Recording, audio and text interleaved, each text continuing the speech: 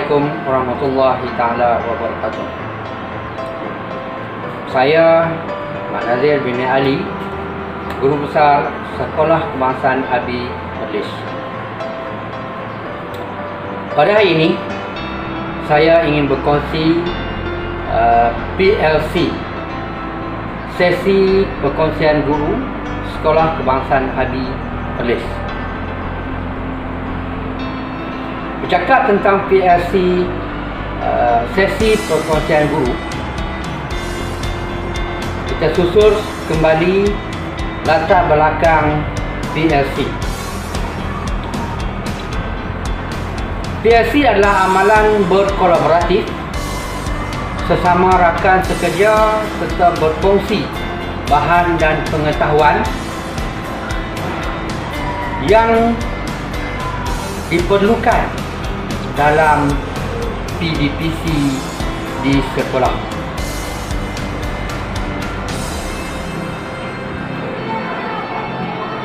Amalan berkolaborasi di antara guru sesama guru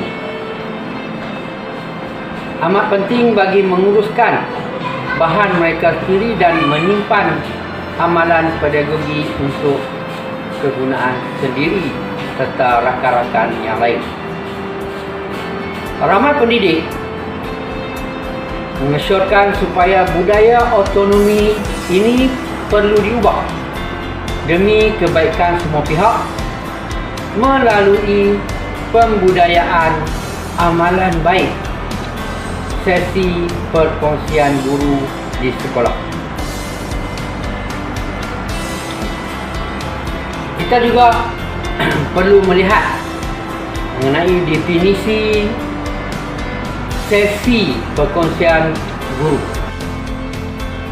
Kita lihat pula kepada definisi sesi perkongsian guru yang kita fahami selama ini. Okey, sesi perkongsian guru merujuk kepada sekumpulan guru dari institusi yang sama atau berbeza bertemu secara kerap atau berkala, secara formal atau tidak formal untuk berkongsi idea PDPC kepada guru yang lain.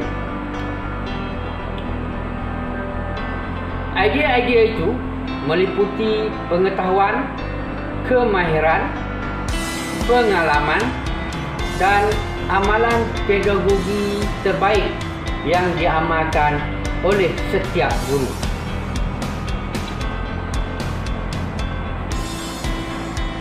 Perkongsian ini juga tidak menghadkan bilangan guru dalam kumpulan, tetapi memadai dengan hanya 2 orang atau lebih. Okey, kita lihat pula matlamat sesi perkongsian guru.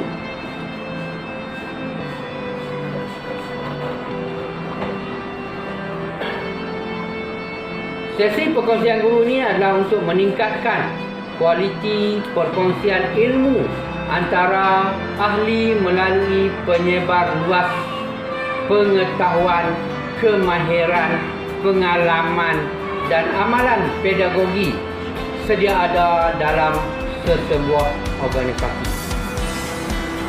Perkongsian ini membolehkan guru belajar antara satu sama lain bagi memahami dunia pengetahuan dan persekitaran mereka. Dalam arti kata lain, perkongsian guru merupakan satu elemen yang penting dalam perkembangan profesionalisme seorang guru ataupun teacher professional development. Sesi perkongsian guru memberikan peluang kepada guru berkongsi pelbagai pengetahuan, kemahiran, strategi, kaedah, bahan dan sumber dalam konteks profesionalisme keguruan. Okay, sekarang kita lihat pula sesi perkongsian guru dari segi objektifnya. Objektif pertama, berkongsi ilmu pengetahuan, kemahiran dan amalan terbaik pedagogi dalam kalangan guru. Okey, yang kedua membantu pembangunan dan profesionalisme guru dari aspek pengetahuan, kemahiran dan nilai. Itu adalah objektif perkongsian guru. Dan setiap aktiviti perkongsian guru mestilah kita ada prosedur pelaksanaan sesi perkongsian guru. Okey, ada 3 prosedur. Yang pertama adalah fokus. Yang kedua, improve. Dan yang ketiga, share.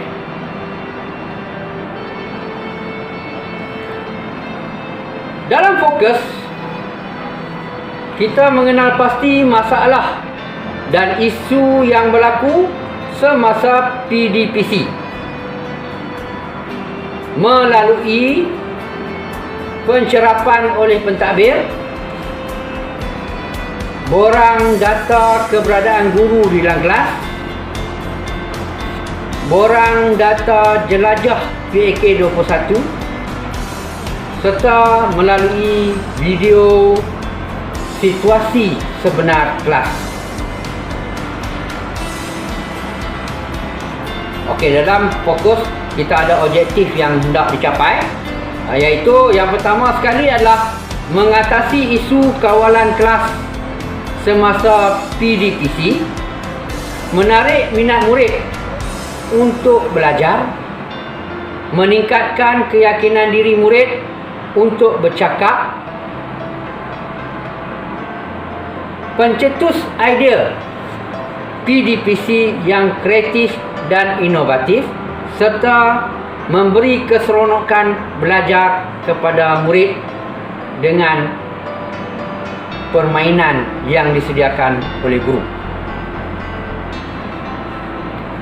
Dalam fokus juga kita mesti menyediakan satu jawatan kuasa PLC sekolah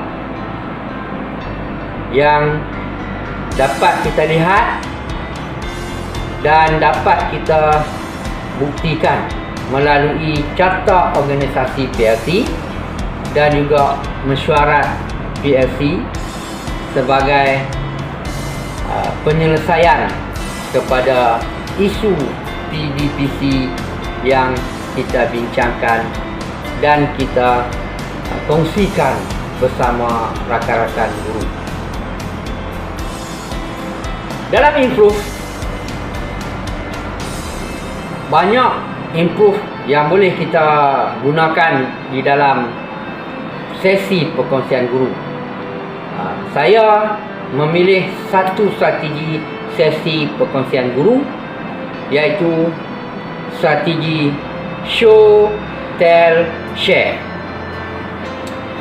Peserta sesi perkongsian membentangkan kaedah, teknik, inovasi, amalan terbaik yang berjaya digunakan di dalam kelas kepada semua rakan-rakan guru secara bergilir-gilir. Pembentang boleh menggunakan pelbagai kaedah, pelbagai cara untuk menyampaikan sesi perkongsian guru kepada rakan-rakan yang lain. Contohnya pembentangan menggunakan kaedah PowerPoint, demonstrasi, modeling dan juga video. Pembentang juga boleh mengedarkan hard copy, soft copy kepada semua ahli perkongsian guru. Dan prosedur terakhir dalam pelaksanaan sesi perkongsian guru, iaitu share ataupun kongsi. Baik, banyak cara kita boleh berkongsi dengan rakan-rakan guru yang lain. Pertama tadi kita buat sesi mesyuarat guru, taklimat kepada semua guru tentang aktiviti ataupun amalan baik yang kita nak cikgu jalankan. Baik, share melalui YouTube channel, melalui Telegram, Facebook, WhatsApp dan juga Instagram. Kecanggihan teknologi pada masa kini membolehkan kita share ke semua teknik dan cara tersebut. Okey, di sini saya ingin berkongsi bagaimana saya mengadakan PLC bersama dengan guru penolong kanan. Kita tengok dan kita tonton video perkongsian ini. Saya panggil penolong kanan pada hari ini adalah untuk kita fikirkan bagaimana kita nak mengatasi satu isu murid dalam kelas yang mandom, orang kata mandom dan tidak bermayar untuk belajar. Jadi yang apa, saya nak minta lah pandangan daripada kanan untuk kita fikirkan, sama-sama fikirkan macam mana kita nak buat. Mungkin ada inovasi ataupun ada teknik-teknik pembelajaran ataupun kaedah-kaedah pengajaran yang lain. Boleh kita sorotkan di sini. Ya, saya nak minta pandangan daripada Umi dulu lah. Ada idea tak?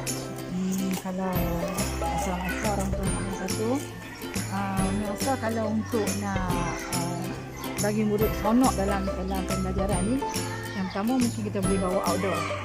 Maksudnya budak keluar kan, budak keluar belajar di luar, melihat sekitaran luar, okey, menikmati angin dan sebagainya lah. Maksudnya kita ada environment yang luar daripada bilik kelas, yang mana murid kurung dengan duduk dan sebagainya. Dan yang kedua, rasa juga untuk menarik minat murid, kita boleh juga bagi hadiah. Contoh macam saya selalu buat dalam kelas tu, saya bagi stiker, saya beli stiker. Jadi kalau ada orang nak bagi cantik, tulisan cantik kerja pada awal, mungkin kerja cantik saya bagi satu stiker. Waktu siap kerja awal, saya bagi stiker. Dan kemudian stiker-stiker tu dikumpulkan mengikut bilangan markah. Jadi maknanya setiap bulan kita ada berapa markah yang dia dapat, bergantung pada bilangan stiker yang dia dapat. Itu daripada Umi lah. Daripada saya. Terima kasih yang besar. Saya berpandangan untuk mengatasi masalah murid yang mandom ni, biasanya kita kena tengoklah murid yang mandom ni biasanya murid yang gagal memasuki 3M lah. Dia tidak boleh membaca, tak boleh mengira. Jadi kebanyakan aktiviti murid ni dia kena selaras dengan aras pemikiran murid lah. Kalau saya lebih suka adakan permainan dalam pembelajaran lah. Permainan pembelajaran di mana murid tersebut dia kena bergerak dan bercakap. Itu yang pertama lah. Dan yang kedua, untuk murid yang mandom ni lebih kepada hands on. Maksudnya kita kena bagi gerak kerja pada mereka. Dengan ada gerak kerja ni, mereka akan buat lah. Mereka tak boleh dengar saja dulu bercakap atau terus buat latihan. Ini pandangan saya lah. Okey, ada lagi rekod. Okey. Terima kasih Tuan Besar. Pada saya untuk budak mandor ni, yang pertama kita dah ada satu mutu pada saya sendiri, kita guna program yang baru buat iaitu didik ibu. Saya ingat program didik ibu ni boleh membantu pada rasanya pada budak mandor ni untuk meningkat kemahiran mereka, minat untuk belajar. Daripada itu, saya juga berpendapat kita ada video ibu, kita ada kerja yang hands-on dan kita ada kerja yang outdoor. Kan? Okey, semua benda tu kita boleh rangkumkan dalam satu inovasi. Kan? Jadi saya dapat maklumat inovasi yang cikgu-cikgu kita buat ni seperti Cikgu Faisal, Talking Dice, Cikgu Tini, apa nama Cikgu Tini saya pun tak ingat, apa nanti kita hubungi Cikgu Tini, tengok, dan Cikgu Atikah. Tiga orang cikgu ni saya nampak mereka ni ada idea inovasi ke arah menarik minat murid untuk belajar. Dia tak mandom lah, dia tak, dia aktif kan. Bila aktif Jadi yang apa isi yang kita nak tonjolkan. Jadi murid boleh cakap, boleh sambil cakap dia bermain, sambil tu dia dapat ini kawan. Okey dah. Apa kata kalau macam ni? Ini kita pergi tengok Cikgu Faisal mengajar. Gunakan apa nama talking dice dia. Boleh? Boleh. Okey. Baik. Okey, jom.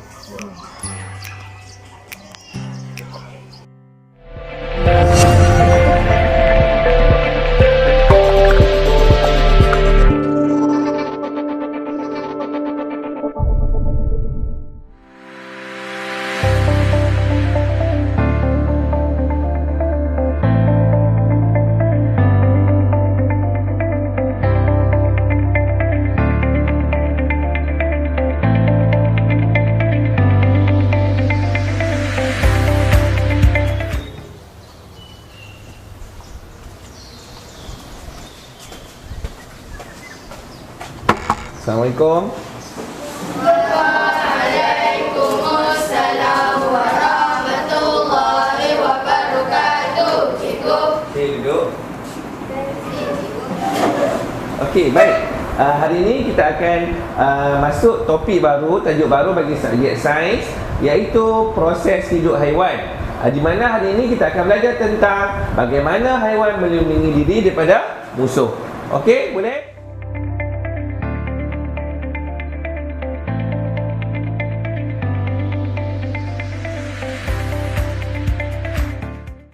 Terang dekat kamu bagaimana tentang cara haiwan melindungi diri daripada musuh dia. Okey?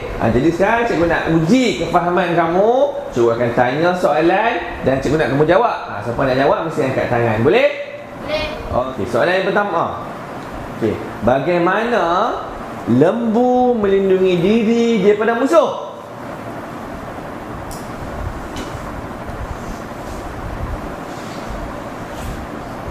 Ke tangan. Okeylah. Madena lah jawab. Okey, Madena. Lembu menggunakan tanduk yang tajam. Okey, betul. Madena, kenapa kawan-kawan kamu tak nak jawab soalan? Semua nampak macam pasif je. Dia orang ni malu cikgu. Takut nak jawab soalan, tak yakin. Masa kelas-kelas lain pun macam ni. Oh, macam tu. Jadi cikgu kena fikirkanlah satu cara bagaimana supaya murid-murid ni lebih aktif memberi respon dan bercakap secara tidak langsung, meningkatkan kefahaman murid-murid tentang apa yang dipelajari dalam kelas. Cikgu telah ciptakan satu inovasi pembelajaran yang cikgu namakan Talking Dice. Talking dice? Dah ada bercakap? Cikgu, talking dice tu apa cikgu? Talking Dice adalah satu permainan yang memotivasikan dan menggalakkan murid untuk menjawab soalan dan bercakap secara tidak langsung. Ianya dapat meningkatkan kefahaman murid tentang pelajaran yang dipelajari. Permainan ini hanya memerlukan dadu gergasi dan murid itu sendiri sebagai objek untuk bergerak. Talking Dice adalah permainan yang sangat bervariasi kerana ianya boleh dimainkan di mana sahaja oleh semua peringkat umur dengan kepelbagaian topik dan tajuk. Secara umumnya, Talking Dice ni adalah permainan untuk semua. Cikgu, apa objektif talking dice ni cikgu? Objektif Talking Dice yang pertama, untuk mewujudkan suasana pembelajaran yang aktif dan bermakna kepada murid serta menyeronokkan bermain sambil belajar. Yang kedua, untuk meningkatkan kefahaman pelajaran yang dipelajari. Yang ketiga, untuk membina dan membentuk hubungan yang positif sesama murid dan guru di samping memupuk sifat keyakinan diri dan berani. Dan yang keempat, sebagai salah satu bentuk pentaksiran kepada guru di akhir kelas selepas pengajaran. Jadi kamu semua dah bersedia tak untuk main permainan Talking Dice ni? Dah.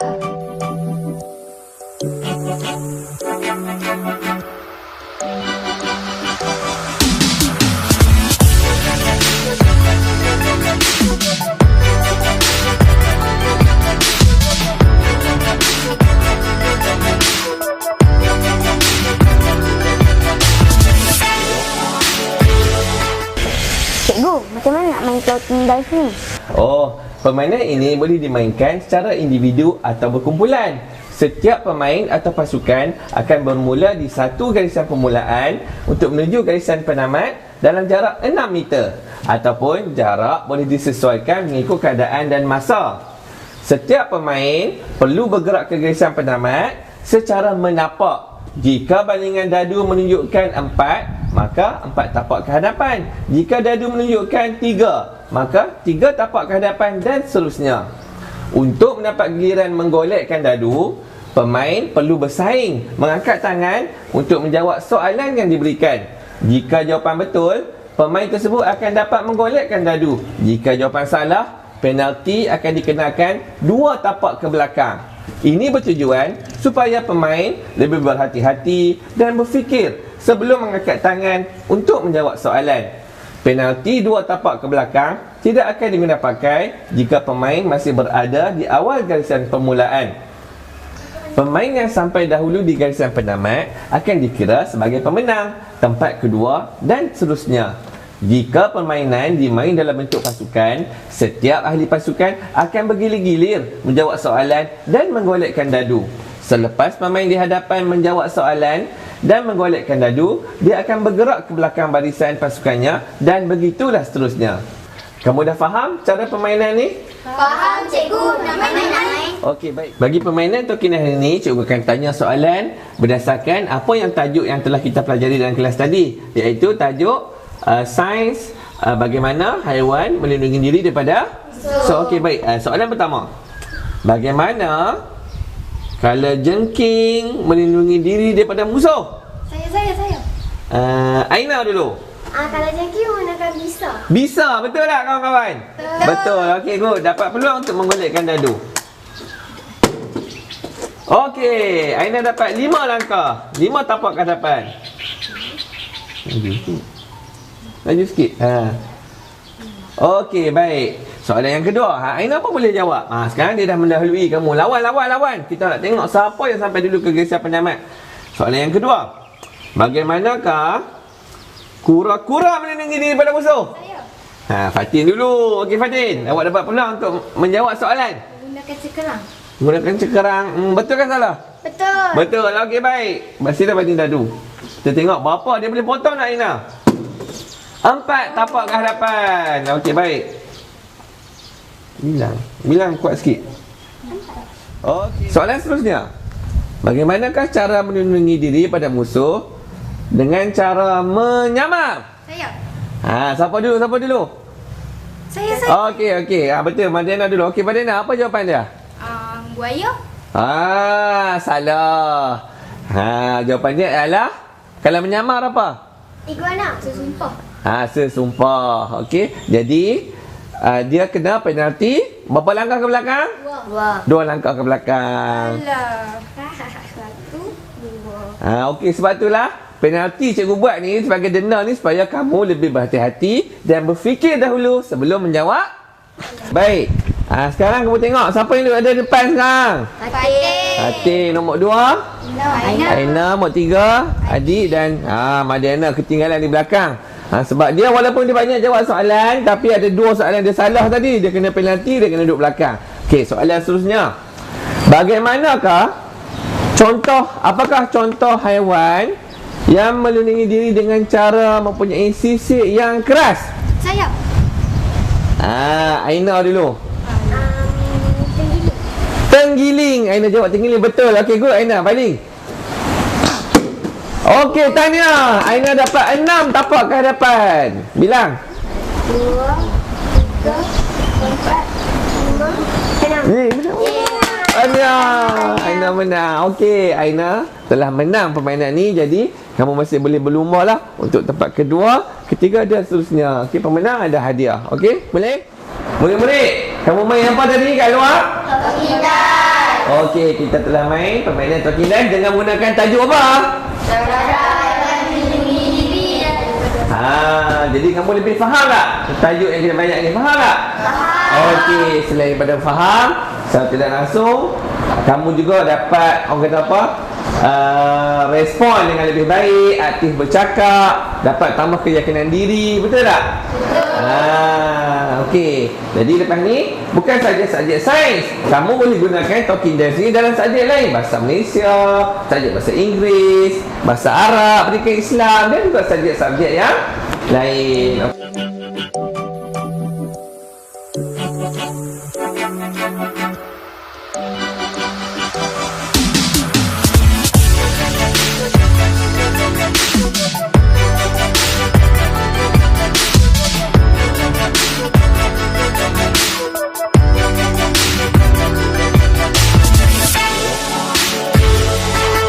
Kawan-kawan, apa pendapat kawan-kawan tentang inovasi permainan Talking Dice ni?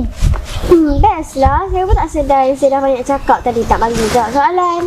Betul tu. Dulu takut-takut nak jawab soalan, tak berani.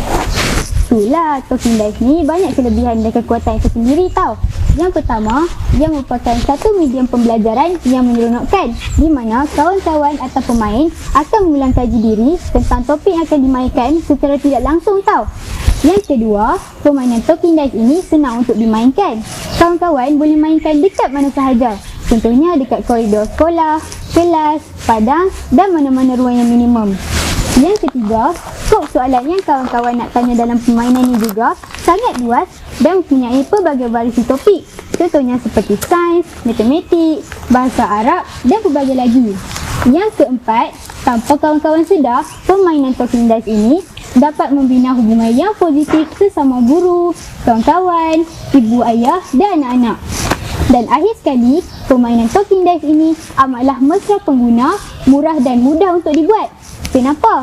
Sebab dadu dan alatan dalam permainan ini, kawan-kawan boleh buat gunakan barang yang terpakai ataupun barang yang terbuang sahaja. Mudah kan? Selain waktu kelas, di mana lagi Talking Dice ni boleh diaplikasikan? Talking Dice ni kan mesra pengguna. Kegunaannya sangat bervariasi dan boleh diaplikasikan di mana sahaja dan bila-bila masa sahaja.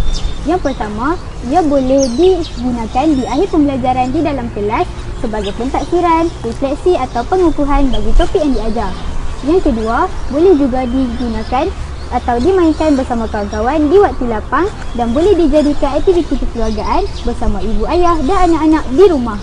Yang ketiga, boleh juga dimainkan semasa bengkel motivasi, camp, seminar dan lain-lain.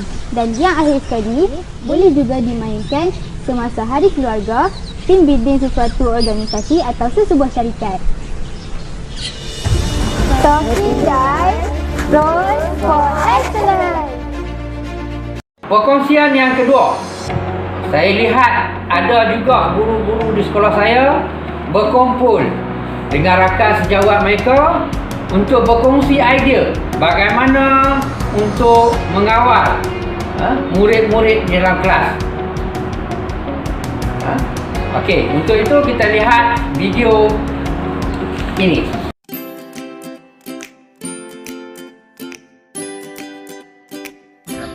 Baru kat sekolah ni punya environment dia tak sama lah dengan yang sekolah sebelum ni. Saya nampak di sini ada budak yang aktif dengan budak yang tak aktif. Bagi saya guru baru di sini, saya sedang belajar cara nak kawal kelas. Di sini saya rasa macam saya tak apa nak boleh kontrol kelas bagi budak-budak yang aktif ni.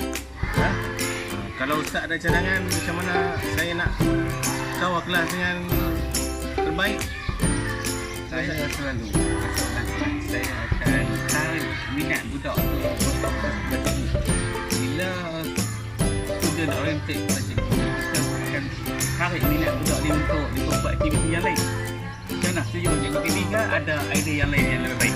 Saya pun bilang sebab kita kena tarik minat. Jadi macam baru-baru ni saya ada buat satu inovasi yang tajuk bidiat reality. Di mana dalam bidiat reality tu kita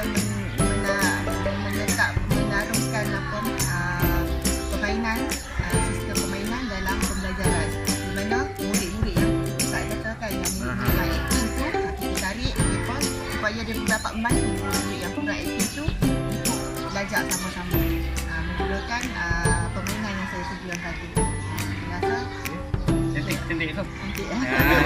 Kita boleh kembangkan idea ni.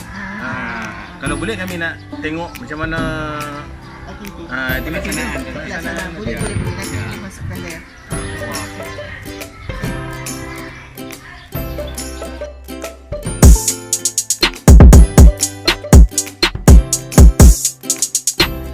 semua, cikgu telah terangkan kat kamu semua berkaitan dengan tajuk perimeter. Di mana cikgu dah terangkan definisi dia, macam mana cara nak kira perimeter, dan juga cikgu dah tunjukkan dalam kira macam mana untuk dapatkan perimeter kita.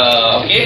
Jadi untuk buatkan kamu lebih faham konsep perimeter ni, kita akan main satu permainan di mana cikgu telah ciptakan satu inovasi permainan pembelajaran yang cikgu namakan bijak perimeter. Okey?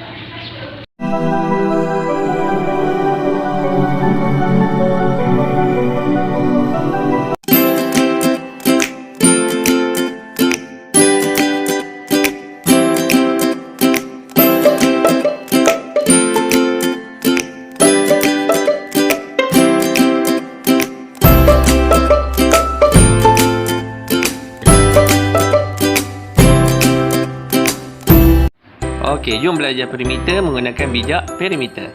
Okey, kita pilih kad segitiga. Kita tengok 6cm, 2cm, 9cm. Jadi kita carilah mana straw yang sesuai dengan sisi-sisi berikut. Okey, kita cuba warna pink. Okey, pink nampak sepadan dengan 6cm tu. Warna kuning tak sesuai. Kurang sesuai, tak padan. Kita cuba pula warna biru. Warna biru nampak sama panjang dengan 9cm tu. Kemudian warna hijau sepadan. Jadi ketiga-tiga straw sepadan dengan ukuran panjang pada segitiga tersebut. Okay, kemudian kita susunlah straw tadi tu mengikut bentuk lazim. Straw hijau mewakili 2cm, kemudian straw pink pula mewakili 6cm, dan akhir sekali ada straw warna biru mewakili 9cm. Jadi konsep perimeter yang kita faham ialah kita mesti campur semua lah. Jadi 2 campur 6 campur 9. Dan maka dapatlah jawapan perimeter bagi segitiga tadi adalah 17cm. Jadi dengan bijak perimeter ni lebih mudahlah untuk kita faham konsep perimeter, iaitu ukur keliling.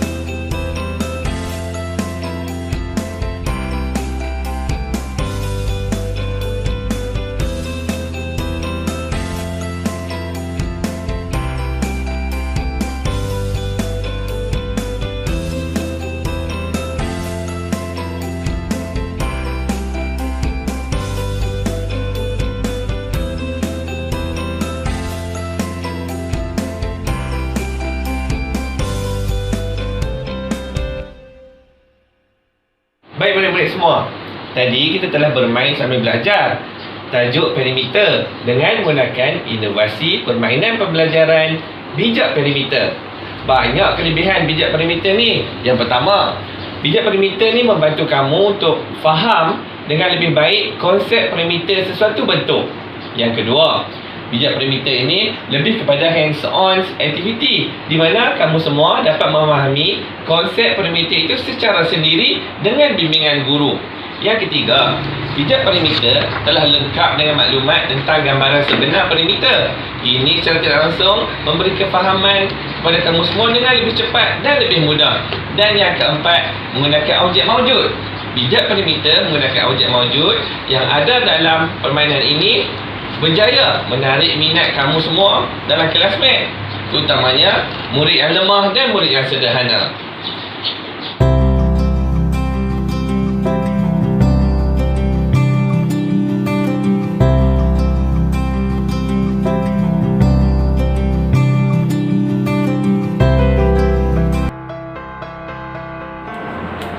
Okey. Setakat itulah perkongsian saya pada hari ini. Diharap dapat memberi idea kepada semua guru untuk berinovasi dan lebih kreatif mengajar murid-murid di sekolah. Sekian, wabillahi taufiq wa hidayah. Wassalamualaikum warahmatullahi taala wabarakatuh.